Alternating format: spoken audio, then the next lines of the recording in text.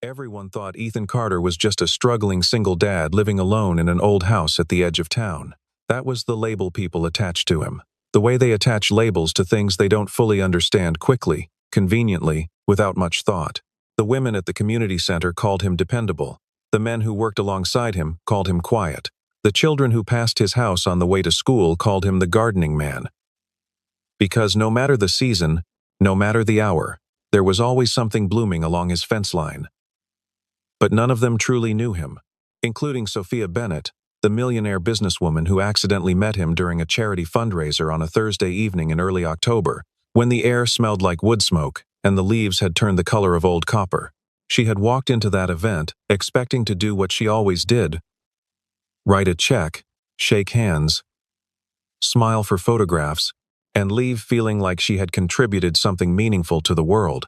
She had not expected to find herself standing across a crowded room, unable to stop watching a quiet man in a faded flannel shirt refuse, for the third time in an hour, to accept a single dollar of financial assistance. The fundraiser was held at the Millbrook Community Center, a modest brick building that Ethan himself kept running with patched pipes and repainted walls, and a heating system he had personally rebuilt from parts he sourced online over the course of 2 winters.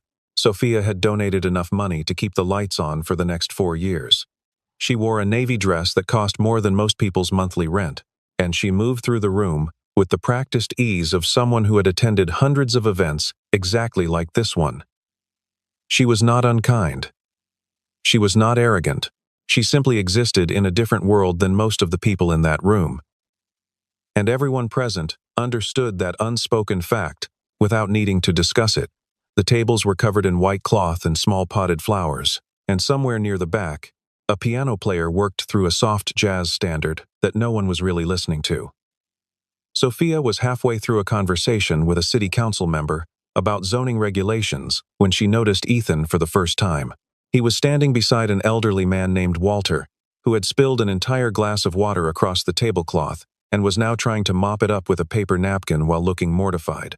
Ethan had appeared from somewhere, the way people who are always quietly paying attention appear when they are needed, and without saying a word he had produced a clean towel, righted Walter's glass, replaced the soaked napkin with a fresh one, and then sat down beside the old man and said something that made him laugh.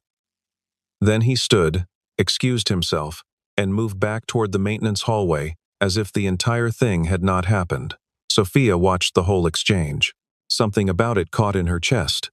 Later that evening, she learned that a local nonprofit had tried to offer Ethan a housing assistance grant. He had declined it politely, saying there were families who needed it more. A board member of the center had tried to give him a bonus check for the winter repair work he had done. He had redirected it toward the food pantry fund. When the event coordinator offered him a complimentary dinner ticket for the fundraiser gala happening the following month, he had said he appreciated the thought, but that he wouldn't be able to attend. Every act of generosity aimed in his direction seemed to slide off him like rain off a roof. Not out of pride, Sophia thought, but out of something more complicated than that. Something she couldn't name yet. She was used to understanding people quickly. It was a skill she had developed over 15 years of running a philanthropic foundation, of sitting across tables from people who needed things, and people who had things to give, and figuring out how to connect them. She could read a room, read a face, read the particular set of someone's shoulders when they were ashamed or desperate or grateful. But Ethan Carter defied her usual categories. He didn't look ashamed of his circumstances, like a man who had made a decision a long time ago and had never once second-guessed it.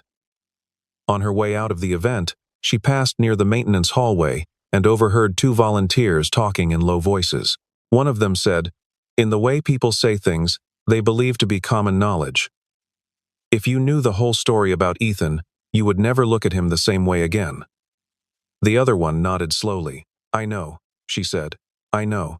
Sophia paused for just a moment on the other side of the wall, the words settling into her like a stone dropped into still water, and then she walked out into the cool October night carrying a question she hadn't arrived with. She spent the next several days doing what she always did. When something puzzled her, she gathered information. She asked around, gently, carefully, the way you probe around a sore tooth without quite pressing on it, learning the shape of the absence before you learn the thing itself.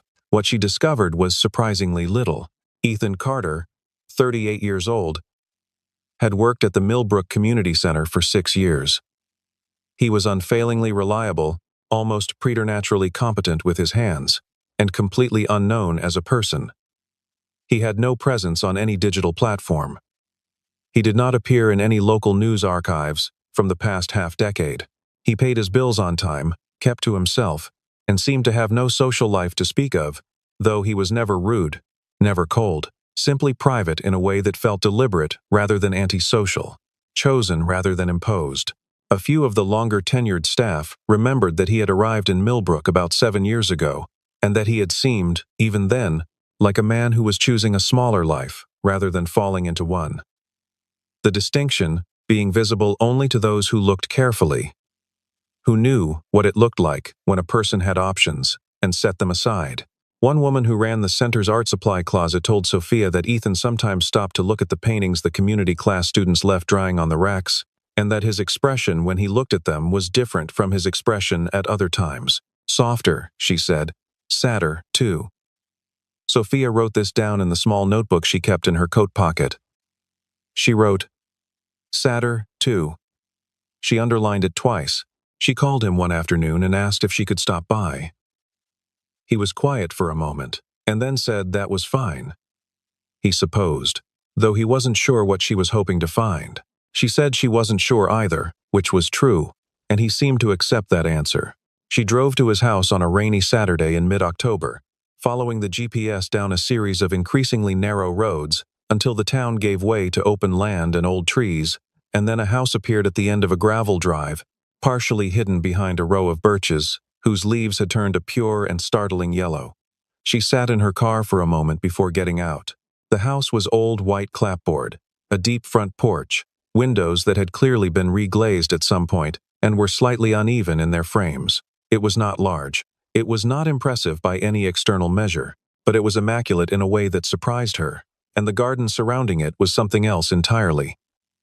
Even in October, even with most things dying back for the season, there was an order and intention to every bed, every border, every carefully edged pathway.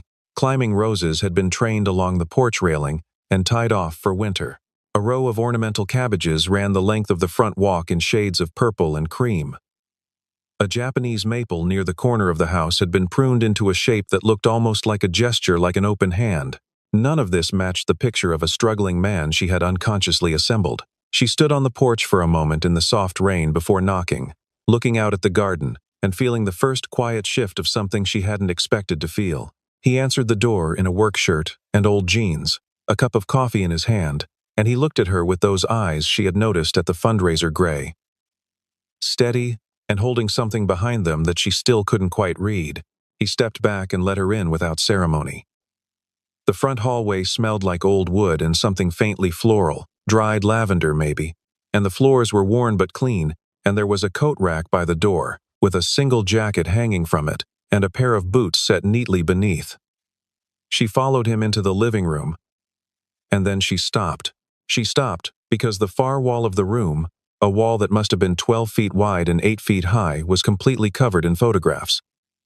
Not hung casually. Not scattered like a collage. Arranged. Carefully, deliberately, obsessively arranged in a kind of timeline that ran from left to right and floor to ceiling. The older images faded and mounted on cardboard, the newer ones printed on heavier paper, each one separated by just enough space to breathe. There were easily 200 photographs, maybe more. And in nearly all of them, there was a woman, the same woman, dark hair, a wide smile that looked like it had been painted by someone who loved her face, paint-stained hands in many of the photos, a laugh that Sophia could somehow sense, even in the still images. She was photographed in studios and fields and city streets and kitchens and galleries, and one particularly beautiful image that appeared to have been taken on a mountain somewhere. The woman turned away from the camera and, looking out over an enormous valley, her coat caught sideways in the wind. Sophia stood in front of that wall and felt something in her chest tighten and then release, the way it does when you encounter something true. She hadn't heard Ethan come to stand beside her. Her name was Emma, he said. His voice was quiet, the way it always was, but there was a different quality to it now. Something stripped back. Emma Reyes. Sophia didn't say anything. She looked at a photograph near the center of the wall, Emma at what appeared to be an outdoor art fair, standing beside a large canvas painting, laughing at something off camera, her arms crossed over her chest and her head tilted back. She looked luminously, completely alive.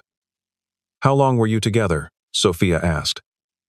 8 years, Ethan said. He took a sip of his coffee and looked at the wall, the way people look at things they have looked at 10,000 times before and still cannot look away from. "She passed away 9 years ago."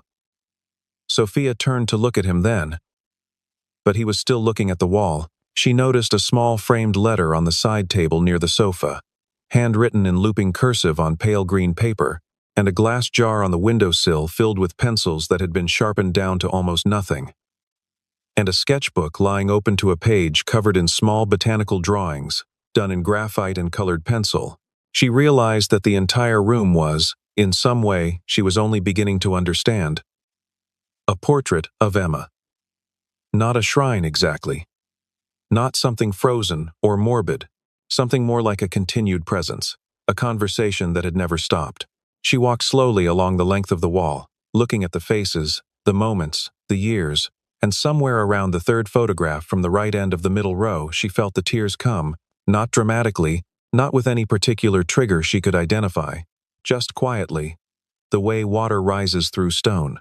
She noticed, on her way back along the wall, that there was a door at the far end of the room that was closed, and that, unlike every other door in the house, this one had a lock, a simple bolt lock, slid across. She didn't ask about it, but she noticed it.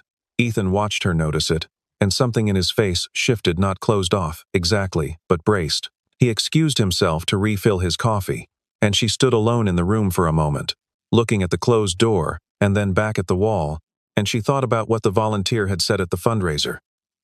If you knew the whole story, you would never look at him the same way again. She was beginning to understand that this was not hyperbole. When Ethan returned, she asked him about Emma. She asked carefully, in the way she had learned to ask questions of people who carried things they had never been asked about before, slowly, without pressure, leaving space. He stood with his back against the wall and told her some things. That Emma had been a painter, that she had grown up in Santa Fe and moved to the city in her mid-20s to study at an art institute, and that she had been completely committed to her work in a way that Ethan had loved and admired from the first time he saw it, that she had painted in a style that was hard to categorize, not quite realism, not quite abstraction, something in between, something that made you feel like you were looking at the emotional truth of a place, rather than its physical surface. That she had been diagnosed with a rare autoimmune condition in her early 30s that had taken her slowly, over the course of 4 years, until it had taken her entirely. After a long pause, during which neither of them spoke and the rain continued quietly against the windows, Ethan set down his coffee cup and crossed the room and reached out and slid the bolt on the locked door. The door opened onto a small room, not much larger than a generous closet, that had a north-facing window and bare white walls, and a wooden floor that was permanently stained in 100 places with oil paint in every color. Along the walls were canvases large and small, stacked and hung, dozens of them, more than Sophia could count at a glance. Rolled tubes of paper leaned against one corner. A wooden flat file cabinet stood against the far wall, its drawers labeled in Emma's handwriting. On a narrow shelf above the window, a row of composition notebooks sat shoulder to shoulder, their spines facing out, each one labeled with a year, and scattered across every surface, the windowsill, the top of the flat file, the edge of a folding table in the corner, were objects that had been arranged with obvious care. A small terracotta pot with a dried wildflower in it, a broken paintbrush whose bristles had been tied back with twine, a folded paper crane, a strip of film negatives curled into a loose coil, a child's compass with a pencil still in it. Sophia stepped into the room and stood very still. The air in there was different from the air in the rest of the house. Older, somehow. More concentrated. She looked at the paintings, those she could see fully, those stacked facing out, and felt the same thing she had felt looking at the photographs on the wall, only stronger now, more immediate. Emma's paintings were extraordinary. She was not an art critic, but she knew what it felt like to stand in front of something made by a person who was trying to say something true, and that was exactly the feeling she had now, multiplied by the sheer volume of work surrounding her. There were landscapes, there were portraits, there were large, abstract pieces that seemed to hum with internal color. There were small, intimate studies, a hand, a window, a bowl of fruit that were as precise and tender as anything she had seen in a museum. She made all of this, Sophia said.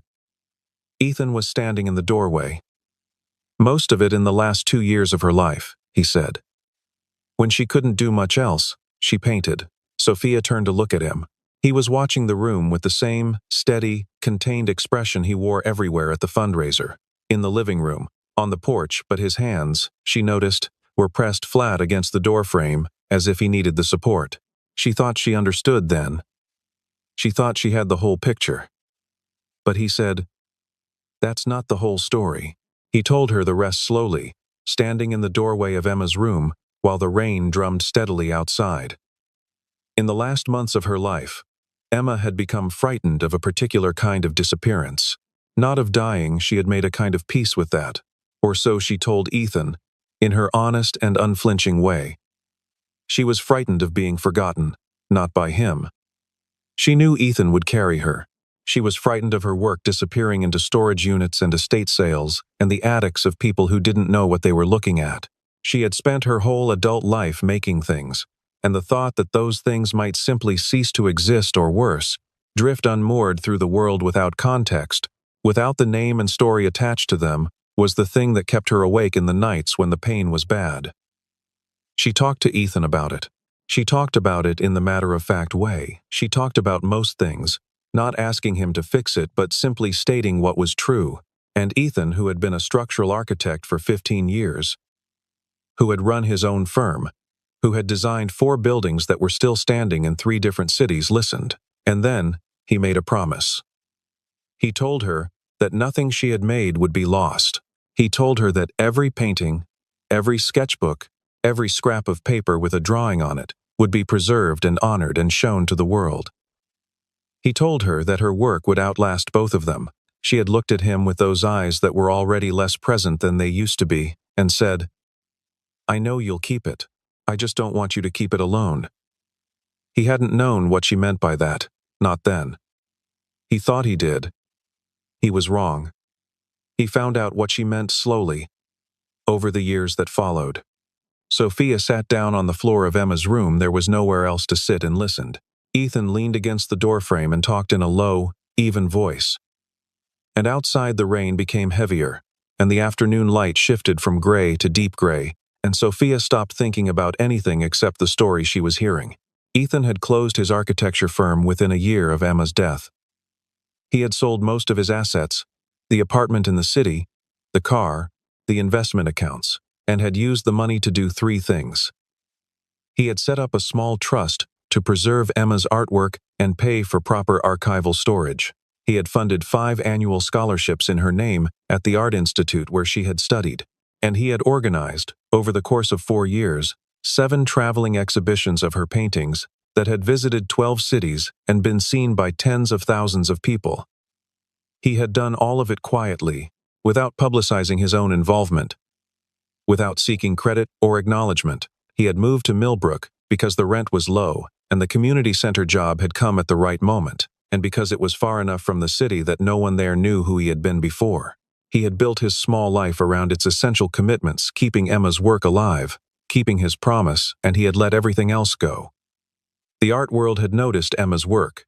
Eventually, her paintings now sold for significant sums at auction. Her name appeared in books about contemporary American painters. The Art Institute where she had studied had named a studio after her.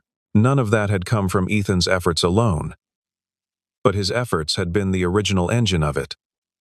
The thing that had kept the work visible and available long enough for the world to catch up. Sophia sat on the floor and pressed her fingers to her mouth and tried not to cry again, and failed. "You gave up everything," she said.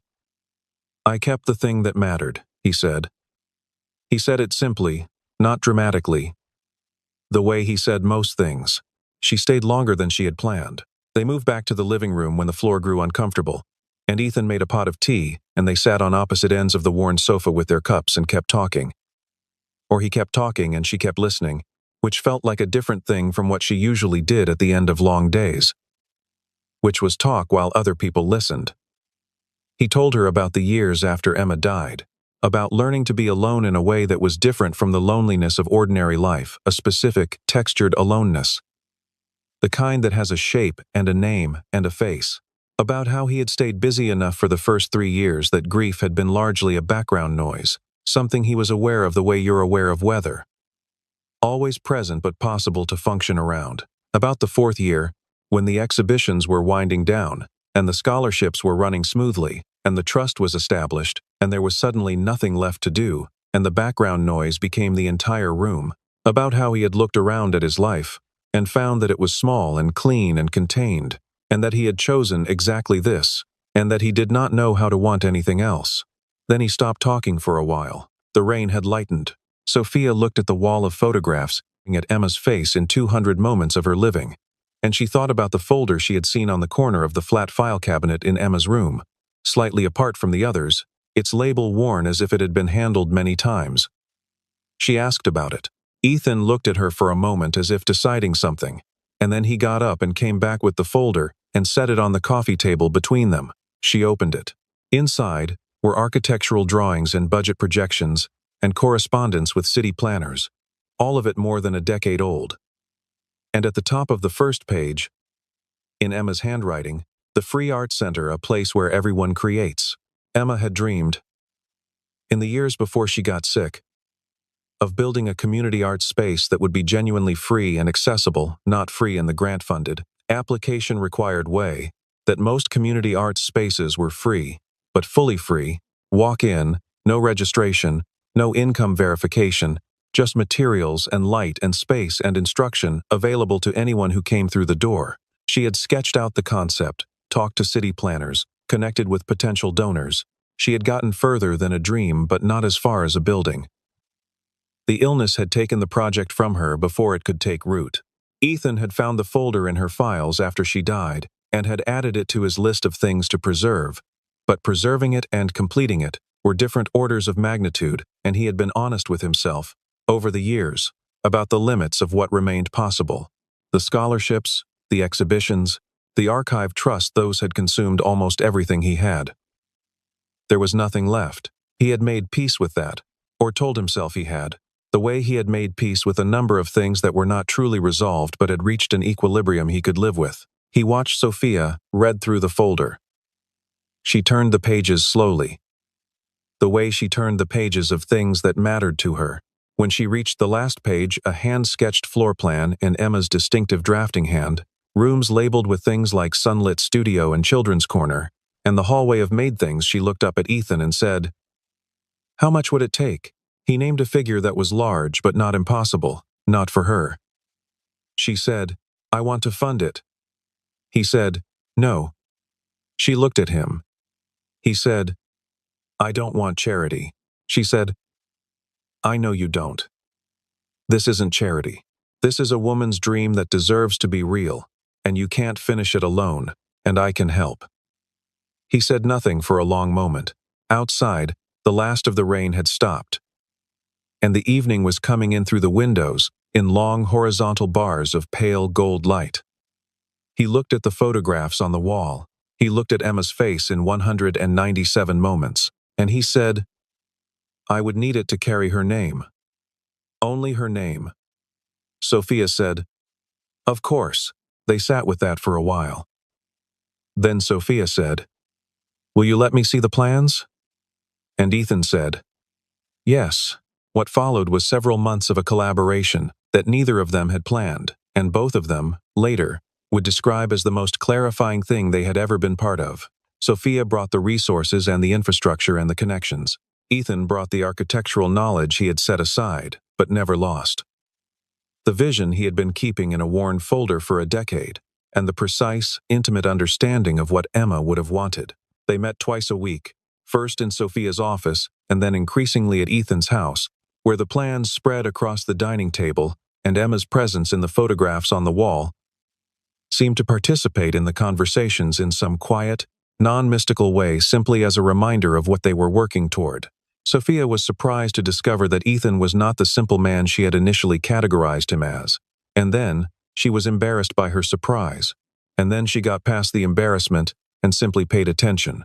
He understood structures and spaces with a depth that went beyond technical knowledge. He understood how rooms felt, how light moved through a building at different hours, how the arrangement of a doorway could make a person feel welcomed or uncertain before they had consciously registered anything. He had opinions about materials and proportions that he defended quietly but firmly. He made her justify her decisions, not aggressively but persistently, and she found that she valued this. She was used to being the smartest person in the room in the way that power makes you the smartest person in the room, and she had learned to be careful about that particular kind of intelligence. Ethan made her earn her conclusions, and she respected that. They found a building, a former warehouse on a half-acre lot, near the edge of Millbrook's small downtown, close to the community center, in a neighborhood that had been consistently underserved by the cultural institutions that did exist in the area. Ethan redesigned the interior from the ground up. Sophia navigated the permits, and the financing, and the contractor relationships. They hired local artists to paint the exterior. They sourced materials thoughtfully, choosing suppliers who aligned with Emma's values, as Ethan understood them. There was a large, high-ceilinged main studio with north-facing skylights, exactly as Emma had sketched. There was a smaller room for printmaking. There was a hallway lined with display boards for showing community members' work. There was a sign-out library of art books. There was a kitchen where participants could gather and eat and talk.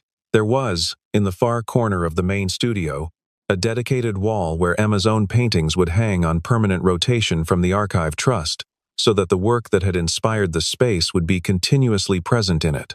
The name over the door, in hand-painted letters, on reclaimed wood, read, "The Emma Reyes Art Center, free and open to all." The opening day arrived on a Saturday in March, early enough in the year that there was still a bite in the air, but late enough that the light had started to return in earnest, the pale, bright light of early spring that makes everything look clean and slightly new, as if the world has been wiped down overnight and set out again more carefully. Sophia had arranged for the opening to be marked quietly, no photographers, no press releases sent to city desk editors, no ribbon to cut, no speeches prepared and read from index cards. Just the doors open and the lights on and the work on the walls and the tables set up with materials and people coming in from the street. They had argued, mildly, about this decision. Sophia had instincts around visibility and public presence that were professional and well-founded, and part of her knew that a launch event, with the right coverage, could establish the center's reputation in a way that would serve it for years. Ethan had listened to her case, and then said, simply, "Emma would have hated a ribbon cutting." Sophia had thought about it for exactly 4 seconds, and said, "You're right." So there was no ribbon. There was a handwritten sign on the door that said, "Open, come in," and a vase of early daffodils on the table just inside the entrance, and the smell of fresh paint just barely fading into the smell of wood and possibility. And the people came in. They came steadily, from the first hour, families and students, and older adults and teenagers who stood in the doorway for a moment before stepping all the way inside, looking around at the high ceilings and the paintings and the open tables full of pencils and watercolors and clay, with the specific expression of people who have been handed something they weren't expecting to be given and are not yet sure it is real. A woman who taught 3rd grade at the elementary school 3 blocks away came in with a small group of students and stood in the middle of the main studio and turned in a slow circle and said, to no one in particular, "This is exactly what we needed." An elderly man named Walter Ethan recognized him from the fundraiser. The man whose water glass he had righted on the night that had set all of this in motion came in and sat down at one of the tables and picked up a pencil and began to draw, without asking anyone's permission, without looking around for guidance or approval, as if he had been waiting for precisely this opportunity for a very long time and had not wanted to waste another minute of it. Ethan stood in the main studio for most of the morning, not directing or explaining, just present, moving through the room with the unhurried attentiveness that had always been his particular quality, the ability to be exactly where he was needed without having to announce himself. He answered questions when people had them.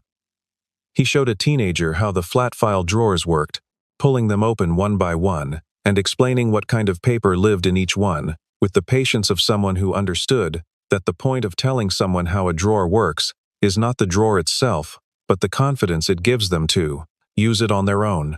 He helped a woman hang her painting on the community display wall, taking her seriously when she deliberated between two positions on the rail, waiting while she stepped back and considered, not offering an opinion until she asked for one. He was doing, Sophia observed from across the room, exactly what he had always done at the community center. Only now the context had expanded to contain everything he actually was, everything that had been compressed into that smaller life, and was only now finding the space it required. Around noon, when the room was full and warm with people and conversation, Sophia watched him cross to the far corner where Emma's paintings hung and stop in front of the largest one. It was a landscape, a wide, open view of something that might have been the high desert of New Mexico, all burnt orange and deep shadow, and one narrow band of luminous sky along the top edge. He stood with his hands in his pockets and looked at it for a long time. Then his lips moved. She couldn't hear what he said. She was 20 feet away, and the room was full of sound. And he spoke very quietly. Barely more than a breath, but she had been paying close attention to him for months by then, and she could read the shape of the words from where she stood. I kept my promise. He stood there for another minute, perfectly still, and then he breathed out slowly, and the set of his shoulders changed in some way that Sophia could not have described precisely, but that she recognized as something releasing, something that had been held for 9 years and was only now, in this room, in this light, in this specific fulfillment, able to let go. She walked across the room and stood beside him. He glanced at her sidelong, and she did not say anything, because there was nothing that needed to be said, and he did not say anything either. After a moment she reached out and took his hand, not as a gesture toward anything, simply as the acknowledgement of a presence, the way you reach for the arm of someone standing beside you at something that is too large to witness alone. His hand was warm and calloused, and he did not pull away. They stood in front of Emma's painting for a while, the room full of life around them, the sound of pencils on paper, of children asking questions, of Walter in the corner humming something quietly to himself while he drew, of the door opening again and again and again, as people from the neighborhood came in out of the March air and into the light. Ethan's thumb moved, once, across the back of Sophia's hand. It was a small thing, a very small thing. But she felt it clearly, and she thought of what Emma had said to him in her last months. I just don't want you to keep it alone. She thought Emma had probably known something that Ethan hadn't known yet, and that the knowing of it had been patient, which was the quality most love had, when it was the real kind, the willingness to wait inside a person for as long as it took for them to be ready to receive it. Ethan had spent 9 years keeping his promise, and he had kept it completely and without resentment, but he had also, in doing so, kept himself inside a particular perimeter. And now the promise was fulfilled. The center was real. The paintings were seen. Emma's name was on the door, in hand-painted letters, where it would remain. He had done it. He had given her everything she had asked for, and whatever came next, whatever opened up in the space that had been occupied for so long by obligation and grief and faithful, solitary love that was something new, something that had not yet been named. In the weeks that followed, the Emma Reyes Art Center became, quickly and naturally, a fixture of the neighborhood. Classes filled. The community display wall turned over every 2 weeks with new work. Local teachers started bringing students. A retired ceramics instructor named Margaret volunteered to teach a weekly hand-building class that drew a waiting list within the first month. The Archive Trust, which had been Ethan's first and most foundational act of preservation, loaned additional paintings from Emma's collection on a rotating basis, so that the work on the walls was never static, never frozen in a single interpretation of who she had been. People who had never heard of Emma Reyes came in off the street and stopped in front of her paintings and felt something. And sometimes they asked the staff who had made these, and the answer to that question carried her name outward into the world in the organic, unchoreographed way that Ethan had always hoped for and never been able to engineer on his own. Emma had feared disappearing. She had not disappeared. She had multiplied. Ethan went back to work at the community center, but he also began spending time at the art center, not in any official capacity, at first, but simply because it drew him, the way things draw people when the things have cost them something real. He helped with maintenance, of course, because that was his default mode of service, and because the pipes in the old warehouse had opinions of their own, and the north skylights needed occasional persuasion, but he also started to be present in the studio, in a different way. He would sit sometimes at one of the long tables in the afternoon, after the volunteer instructors had left and the space was quiet, and he would draw. Small things at first, the architectural sketches that had been his way of thinking through problems for 20 years, plans and elevations and structural details worked out on paper, the way other people work out their thoughts in words. Then larger things, looser things, the pencil moving without a predetermined destination. Then, one afternoon in late April, he stretched a canvas and mixed a color and began to paint for the first time in his life, not because he thought he was good at it, not because anyone had suggested it or asked it of him, but because the room asked for it, and because there is something that happens to people in the presence of real creative energy that makes them want to add their own voice to the conversation, however imperfectly, however haltingly, because the voice itself is the point. Sophia came by that afternoon and found him in front of the canvas and stood in the doorway for a moment watching. And when he noticed her there, he didn't look embarrassed, which she noted with quiet pleasure. He just gestured at the chair beside him. She sat down, and he kept painting badly, he would say later. Generously, she would say, and they talked about small things, the kind of things you talk about when the large things have already been said, and you are learning what it is like to simply be in the same room together, without an agenda. The light in the studio at that hour came through the north skylights at an angle that lit the dust in the air and made everything in the room glow slightly. The canvases and the tables and the jars of brushes and the two of them, and somewhere across the street someone was mowing an early patch of grass, and the smell of it drifted in through the open window, green and seasonal, and alive with the particular insistence of things that are becoming. She asked him once, in those early weeks of knowing each other in the new context, the context where the story had been told, and the room had been built, and the keeping alone was over, what he thought Emma had meant, at the end, whether he understood now what she had been trying to say when she told him she didn't want him to keep it alone. He was quiet for a while, longer than his usual pause, the kind of quiet that has actual weight in it. He mixed a color on the palette, a particular shade of blue that he had been trying to get right for several sessions, the blue of the band of sky in Emma's desert landscape, that luminous, complicated blue that was not quite cerulean, and not quite cobalt, and not quite any single named thing, and he looked at it and then looked away. He said he thought she had known him well enough to understand that he would do exactly what he did, that he would keep the promise so thoroughly and so seriously that he might never look up from it. She had been trying to give him permission to look up, eventually. She had been trying to tell him that honoring her did not require abandoning himself. He said this carefully, as if he was still working out the last few parts of it, assembling the understanding in real time from pieces that had been available to him for a long time, but had never quite arranged themselves into this particular shape before. I think I understand it now, he said finally. I think it took this, he gestured at the room, the paintings, the windows, the light to understand it. She looked at him. Good, she said. That was all. Good. The Art Center's first anniversary was marked with a small celebration, a potluck, at Ethan's suggestion, rather than a gala. People brought food and set it on the long tables in the main studio, and ate standing up in front of the paintings. Walter, who had become a regular presence at the Tuesday afternoon open studio sessions, brought a pie he had baked himself and stood next to it with the proprietary air of someone who was proud of a thing he had made. He had also, over the course of the past year, produced a series of pen and ink drawings that now occupied an entire section of the community display wall, careful, observational drawings of ordinary life in Millbrook, the corner store, the library steps, the particular way the morning light came through the windows of the community center where Ethan still worked. They were not the drawings of a trained artist. They were the drawings of a person who had been given a room in which to be curious, and the result of that curiosity was something that made people stop and look. Emma, Sophia thought, would have loved them. At the end of the evening, when most people had gone and Ethan was helping stack the folding chairs, Sophia stood in front of Emma's paintings one more time.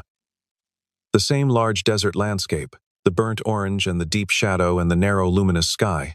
She thought about what it cost a person to love something enough to build a life around its absence. She thought about how that kind of love, the fierce, preserving, faithful kind, could be both the most sustaining thing a person had, and also the wall they built without noticing between themselves and whatever came next. She thought about Ethan, who had been both things at once for a very long time, and who was now tentatively, carefully, with the particular caution of someone who has been still for a long time and is just beginning to move, becoming a person who was present in his own life again, as well as Emma's. He came to stand beside her. He had his coat on. The room was almost empty, just the two of them, and the paintings, and the low hum of the ventilation system, and the last of the evening light coming through the skylights at a steep, reddened angle that turned everything in the room amber and gold. He looked at the painting, and she looked at it too. And then he looked at her, and she looked back at him, and neither of them said anything for a moment that lasted exactly as long as it needed to last.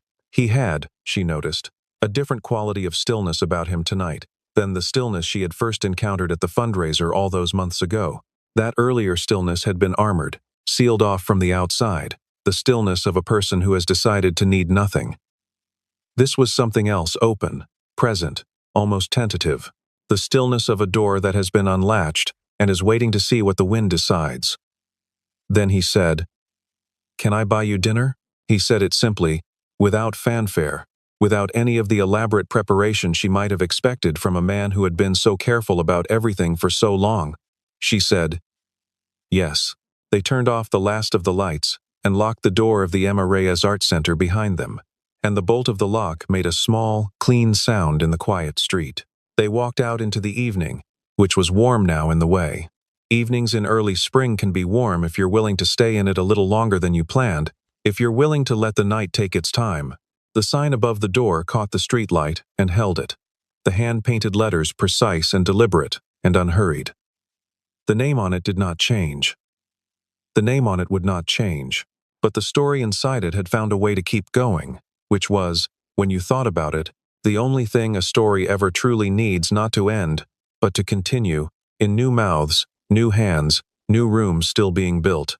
Sometimes the thing that makes a person weep when they walk into a house is not the poverty they expected to find there. It is not the loneliness they braced themselves to witness, not the evidence of hardship that had drawn their curiosity like a question mark hanging in the air. It is the discovery that a person has spent years building a monument to something lost quietly, without recognition, without complaint, without an audience, without ever being asked to, and that the monument is not made of marble or money or any of the materials that the world usually agrees to value.